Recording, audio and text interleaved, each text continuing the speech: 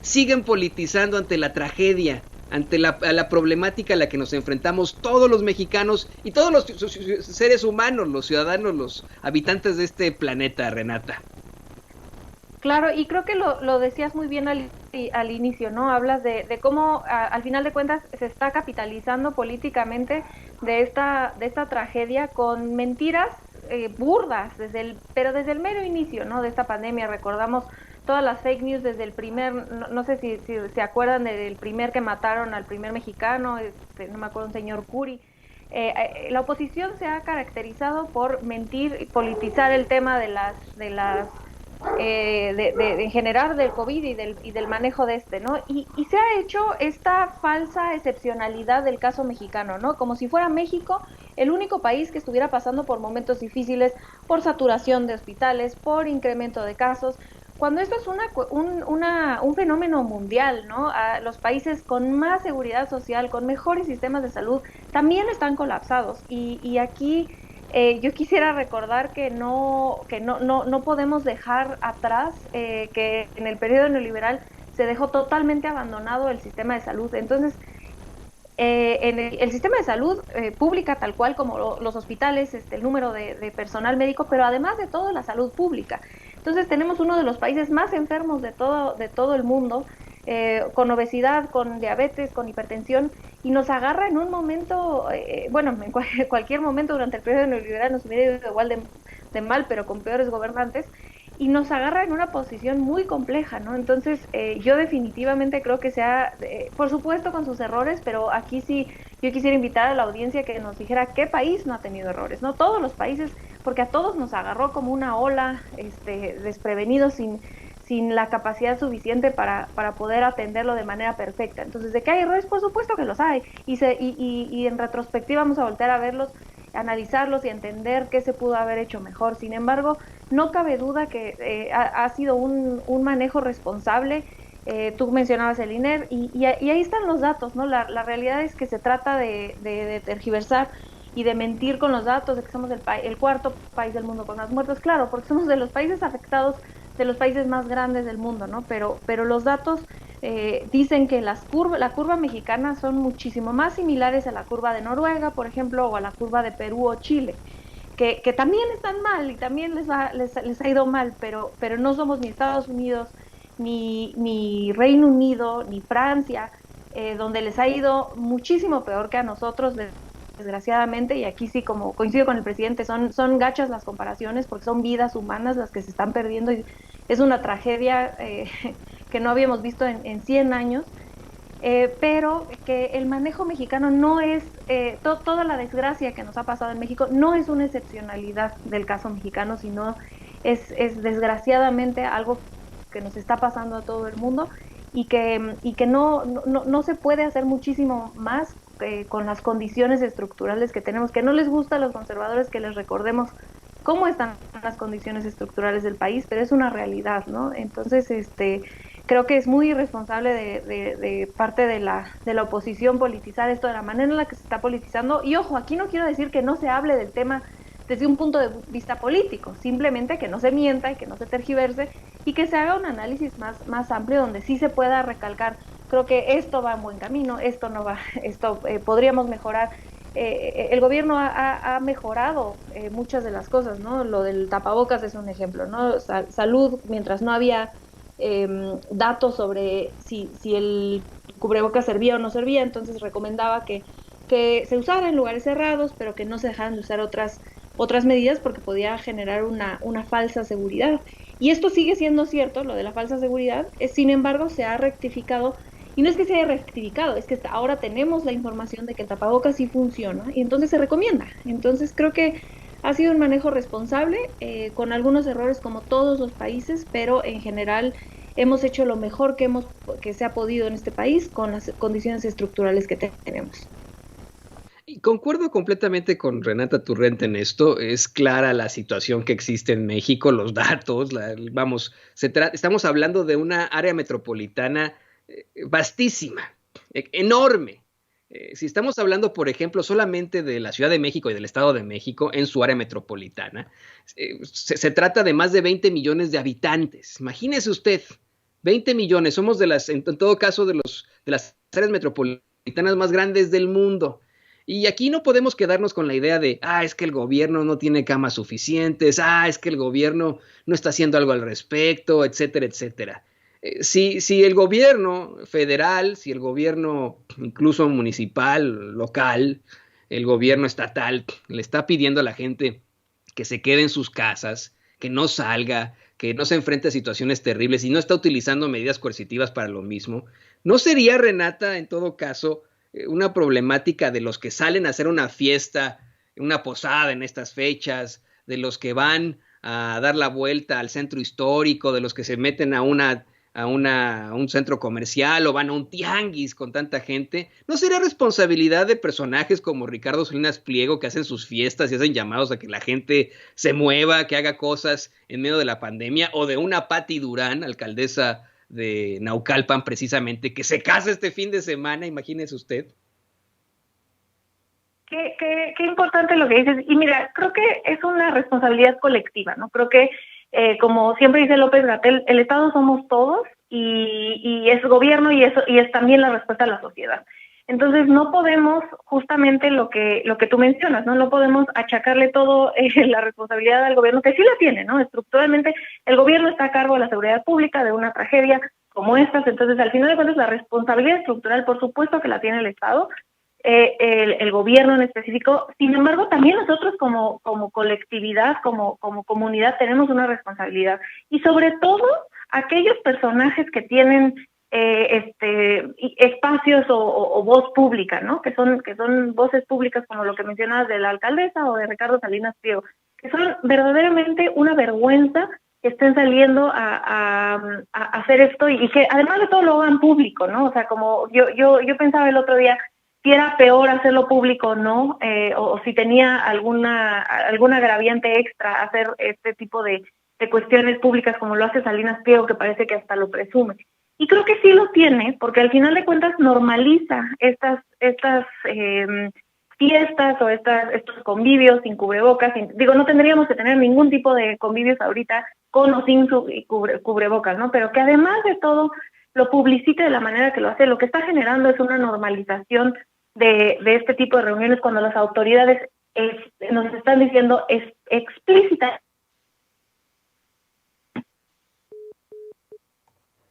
Bueno, pues al parecer perdimos por unos momentos a Renata Turrent. No sé, compañeros, si nos puedan reconectar con ella. Ya la tenemos de regreso. La están reconectando. Ya sabe usted que la tecnología pues no tiene palabra de honor, señoras y señores, pero qué interesante lo que nos está comentando Renata Turrent sobre este tipo de personajes que además de todo lo hacen público. Ya te tenemos de regreso, Renata, adelante. Ya, hubo un pequeño problema técnico, pero acá estoy. Y sí, como yo decía, esta normalización de el estar en espacios cerrados con muchísima gente, cuando explícitamente nos están diciendo quédate en casa. Y ese quédate en casa significa, además de todo, que aquellos que podemos quedarnos en casa, como es Salinas Pliego y toda esa gente que estuvo reunida ahí, y como es la alcaldesa y sus invitados, y como es la gente de clase media y media alta que sí se puede quedar en casa, que no está en la actividad productiva esencial, tenemos esa responsabilidad extra de quedarnos en casa para que aquellas personas que no tienen los recursos económicos para poderse quedar en casa, o aquellas personas que están en sectores económicos que no pueden parar porque se colapsa una ciudad, como es el sector salud, el sector financiero, todo el transporte público, para poder dejar que esa gente ocupe el espacio público y no saturarlo, ¿no? Entonces, sí es una irresponsabilidad cualquier persona que salga a la calle sin necesidad de tener lo que hacer, pero específicamente creo que tienen más responsabilidad estas personas públicas que no tienen, que al final de cuentas lo desesperante y lo frustrante y lo triste de los Salinas Pliego y de la alcaldesa y en general de la gente. Yo me criticaba mucho por un tuit que puse porque decía yo que por todos lados yo veía gente rica haciendo bodas, ¿no? Y me criticaban que no solo a la gente rica y no sé qué. Bueno, esa es la experiencia que yo he visto, ¿no? En redes sociales. Y creo que esa gente que no tiene la necesidad de salir a ganarse la vida día a día, porque tiene ahorros, porque tiene un trabajo que se puede hacer de casa, sí tiene responsabilidad extra para poder para ayudar a no saturar los espacios públicos quedándose en casa. Pero no todas son pues malas noticias. Algo que nos planteabas desde un principio, querida Renata Turrent, es que el Instituto Nacional de Enfermedades Respiratorias ya salvó a al menos 1,012 personas de 1,700 casos críticos de coronavirus, una situación que es verdaderamente interesante que podamos plantear. Claro, y creo que esta es parte de los errores, quizá no sé si llamarle errores de comunicación, o más bien es una lucha constante y muy difícil, es una lucha así como en picada hacia arriba, no en picada, al revés, cuesta arriba en contra de los medios de comunicación hegemónicos, ¿no? Que solamente publican todas las tragedias, pero no están ayudando a difundir que existen casos de éxito, como es el caso del INER, y que existe y que parte de la estrategia mexicana ha sido un grandísimo éxito, como las vacunas, que ahorita me meto un poco de volada al tema, ¿no? Pero creo que como parte de esta politización que mencionabas tú al inicio, los medios de comunicación masivos, los Televisas, los TV Azteca, se han dedicado a politizar este tema en un sentido negativo en contra del presidente y su gobierno en general. Y en ningún lado, más que en la jornada, yo vi esta nota que mencionas, donde dice que se salvó a 1,012 pacientes de los 1,700 graves que tenían hasta ahora, ¿no? Esto es una tasa de efectividad del 60%, ¿no? Muchísimo más alta que en casi la mayoría de los hospitales con pacientes graves, ¿no? Y esto es algo que tendría que ser un orgullo mexicano, ¿no? Es una de las instituciones de salud pública más respetadas, más sólidas, y que tendríamos que voltear a ver, y ni siquiera, si no lo quieren ver de manera política como un triunfo de este gobierno, no tenemos que verlo así porque es una institución que lleva muchísimo tiempo, sino por respeto a el cuerpo médico que trabaja ahí y el esfuerzo magistral que hace en específico el INER, pero en general todo el sector salud pública, ¿no? Es los médicos, enfermeras, camilleros, el personal de administración, de limpieza, la gente que trabaja en el sector salud de primera línea han sido héroes y heroínas que creo que no hemos podido ni siquiera entender la magnitud del esfuerzo que han hecho por 9 meses. Y que parte de esto también es recordar nuestra responsabilidad de que ellos y ellas están en la primera línea y que lo menos que podemos hacer es ser responsables, quedarnos en casa, no difundir noticias falsas, para darle el respeto a este personal médico que lo merece. Entonces, yo pues aprovecho el espacio que ustedes con mucha amabilidad me dan para reconocer al INER y a todo el cuerpo médico de ahí y de todo el sector público y privado que han salvado vidas diario por 9 meses, ¿no? Ha sido impresionante. Y en segundo lugar, un poco también recordar otras noticias buenas que hemos tenido por parte del gobierno, de la manera en la que se ha manejado, que es definitivamente el plan de vacunación, ¿no? Y esto también se ha dejado así como si fuera algo normal. El único tema que ha retomado los medios y la oposición con respecto a la vacunación es: ¿y los privados qué? Y si yo tengo dinero para pagarlo, ¿por qué no puedo pagarlo? Cuando este es un problema de seguridad nacional, de salud pública, de escasez, que es obvio que tuviera que llevar el gobierno, y que hasta en los países más libertarios como es Estados Unidos, y de libre mercado y ese liberalismo radical que tienen, el liberalismo económico radical que tienen los gringos, hasta en esos países el gobierno va a estar a cargo de la distribución y la aplicación de las vacunas. Entonces es ilógico pensar que el privado tendría que estar a cargo de esto, y recordarle a la audiencia que vamos a ser el primer país de Latinoamérica que va a aplicar la vacuna, y me parece que el cuarto del mundo, y si no el cuarto, uno de los primeros países del mundo. Esto es un triunfo para el gobierno mexicano, en específico la Cancillería, gigantesco. No, y específicamente el pensar en que nuestro representante ante el mundo, el presidente López Obrador, fue el que hizo el llamado ante Naciones Unidas, un llamado que fue escuchado y que se interpuso por sobre todos, de que esa vacuna sea, universal, que no se cobre, que sea para todos, y es como se está manejando aquí en Estados Unidos, por mucho que lo critique Víctor Trujillo en su personaje de sátira política Brosito. Aquí en Estados Unidos están haciendo exactamente lo mismo, Renata. Aquí en Estados Unidos estamos haciendo la vacunación por estratos. Primero los trabajadores de la salud, acaban de dar a conocer que ya es momento de las personas mayores de 78 años, etcétera, etcétera. Pero lo quieren politizar de tal forma. Y aquí le voy a pedir a don David que nos grabe, porque quiero mostrarte un video de cómo es que Por un lado, por ejemplo, tenemos a serios críticos de la forma en la que el gobierno de México ha enfrentado la pandemia del coronavirus, como es el Partido Revolucionario Institucional. Con un absoluto cinismo, constantemente critica a Alito Moreno, su militancia, la forma en la que México se ha enfrentado a esta pandemia. Yo alguna vez aprendí que el hubiera es el verbo presente de un pasado que ya no es, pero yo me pongo a pensar en eso. Si hubiera ganado José Antonio Meade, ¿tendríamos la vacuna para todos nosotros? Si hubiera ganado José Antonio Meade, ¿no hubieran colapsado los servicios desde antes? Te lo planteo porque quiero que veamos este video de un grupo de priistas de Campeche gritando al unísono que Alito Moreno es el aliado de los jóvenes. Yo no sé, hablando de los que no están siguiendo las medidas sanitarias de la pandemia, no sé si esto lo evidencia en lo absoluto. Adelante, doña Ceci, vamos a verlo con Renata y lo platicamos. ¿Cómo se llama el mejor aliado de los jóvenes? ¡Alito! ¡Alito! ¡Alito! ¡Alito! ¡Alito! ¡Alito! Y no sé si dice el aliado de los jóvenes o de los pobres, según yo dice es el aliado de los jóvenes, pero las imágenes son desgarradoras. Son decenas de priistas gritoneando Alito, que es el aliado de ellos y etcétera, en medio de la pandemia, con el mayor cinismo. Tu opinión, Renata Turrent. Y ni uno ni otro, aunque no sé si dijo, yo tampoco entendí si decía de los jóvenes o de los pobres, pero ni uno ni otro, por supuesto, ¿no? Por lo que bien mencionas. Y no olvidar que esta es la misma gente que dice que el presidente está politizando y que está usando la vacuna de manera electoral. Cuando en primer lugar se está empezando a vacunar ahorita, las elecciones son hasta junio, perdón. Entonces, y esa misma gente que voltea y dice, el presidente está capitalizando de la vacuna con propósitos electorales. Bueno, yo me pregunto, una, que quisiera que no vacunáramos porque vienen elecciones, y dos, esta es la misma gente que sale a hacer este tipo de mítines, ¿no?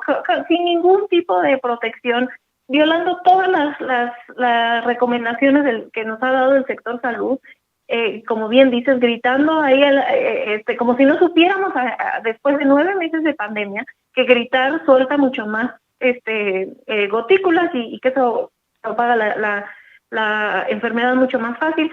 Es ilógico, de verdad, es que es un cinismo que solamente se puede explicar de parte de la oposición, que solamente se puede explicar cuando se entiende que tienen una maquinaria de comunicación, como es Televisa, TV Azteca y en general los medios de comunicación escritos el aparato de comunicación, ¿no? La comunicación hegemónica que tienen, de la que tienen poder la oposición, ¿no? Por medio del sector económico. Entonces, de otra forma no se podría explicar que un sector de la sociedad fuera tan irresponsable, tan cínico, tan mentiroso y que pudiera seguir teniendo estos espacios saliéndose con la suya, ¿no? No se puede explicar a menos de que entendamos que el poder mediático lo maneja el poder económico, y el poder económico es una oposición a un gobierno popular como el de Andrés Manuel López Obrador, y que gracias a las redes sociales y a medios como Sin Censura se puede combatir un poco esta narrativa totalmente irresponsable y cínica, ¿no? Gracias, Renata, gracias. A medios como Sin Censura y a voces como Renata Turrent. Renata, pues yo soy de la idea de que en algún momento tendría que desaparecer el Partido Revolucionario Institucional, que para nosotros los mexicanos el Partido Revolucionario Institucional es lo mismo que para los alemanes el Partido Nacional Socialista en la década de 1930 y 1940. Debería ser prohibido, debería ser en definitiva destruido ese partido y sus militantes, en todo caso, pues inhabilitados del servicio público de por vida. Pero bueno, esas son mis ideas. Yo considero que nosotros los mexicanos vivimos con mucho respeto para el pueblo alemán y el pueblo judío. Vivimos el gran holocausto mexicano gracias al Partido Revolucionario Institucional. ¿Qué te parece si nos cuentas tus redes sociales, los canales en los que te puede ver la gente, los espacios informativos en los que te puede ver la gente? Me preguntan siempre mucho en redes sociales, ¿cómo vemos a Renata Turrent? Ay, muchísimas gracias. Yo, antes nada más de darle mis redes sociales, les recuerdo a todos los compañeros y compañeras que están por allá que se pueden registrar en votoextranjero.mx para sacar su INE. Antes de febrero, para que puedan votar, se va a poder votar en línea desde allá. Tenemos las elecciones más grandes de la historia mexicana y justamente para poder acabar con ese cáncer que ha sido el PRIAN, ¿no? Tú mencionas al PRI y estoy totalmente de acuerdo, pero el PAN nos dejó un cementerio de país. Los Calderón han sido para mí el peor cáncer que hemos tenido, por lo menos de mis 34 años de vida, y bueno, para que allá nuestros paisanos queridos y héroes, como les llama el presidente, porque eso es lo que son, nos ayuden a votar ahora que son las elecciones de junio. Entonces, se pueden inscribir, pueden sacar su INE en votoextranjero.mx, sacan su INE y van a poder votar desde allá. Y bueno, a mí me pueden seguir en @rturrent en Twitter y en Instagram. Estoy a punto de tener a mi bebé, entonces quizá me voy a ausentar unas semanitas, pero ahí estaré respondiendo lo más que pueda. De pronto en Instagram hago preguntas y respuestas, entonces @rturrent en Twitter y en Instagram. Y es el primero, ¿verdad, Renata? Es el primero y única, sí. Pues Debut y despedida. También como padre primerizo, mi hijita nació a principios de la pandemia, nació a principios de abril, y era cuando comenzaban las medidas, así que por favor cuéntanos cómo te va ahora en el hospital, en el parto, cómo va la cosa, qué pasa con todo esto. Vamos a estar muy, muy pendientes de lo que pase contigo y te mandamos obviamente toda nuestra muy buena vibra. Vamos a rezar por ti, y qué bueno que haces un llamado al voto mexicano en el exterior. Yo saqué mi credencial de elector desde 2018, voté desde acá, con mi credencial de elector. Es muy importante que la saquemos, acérquese a su consulado para que usted pueda llevar todos los documentos necesarios. Es un problemón, pero hay que luchar por eso. Hay que luchar. Es un problemón, son una serie de trámites, pero usted lo puede hacer, como bien dice Renata Turrent. Vaya a su consulado, lleve los documentos que le piden, le van a mandar la credencial del lector a su casa, la tiene que activar y después le mandan a usted su boleta para las elecciones 2021. Muchísimas gracias, Renata, por esta intervención. Muchísimas gracias a ti, querida Antonia, te mando un abrazo, felicidades por tu nena también y muchas gracias por tenerme, y a todo el auditorio le mando un abrazo, felices fiestas y estamos en contacto. Felicidades a ti, seguramente jugarán en el futuro nuestras chiquillas, así que... Así es, les mando muchos abrazos desde acá. Ahí estaremos muy, muy pendientes. Pues bueno, qué feliz es platicar, ¿no?, de este tipo de cosas. En medio de la oscuridad, la luz, ¿no? Eso es lo importante. Mucha gente dice, este 2020 fue espantoso. Y no, muchos bebés nacieron, muchas parejas siguen juntas, mucha gente le echó muchísimas ganas, mucha gente hizo una serie de creaciones científicas, literarias. No todo fue malo 2020. Veámoslo como un año para reflexionar de lo que nos puede, y de lo que vivimos como humanidad.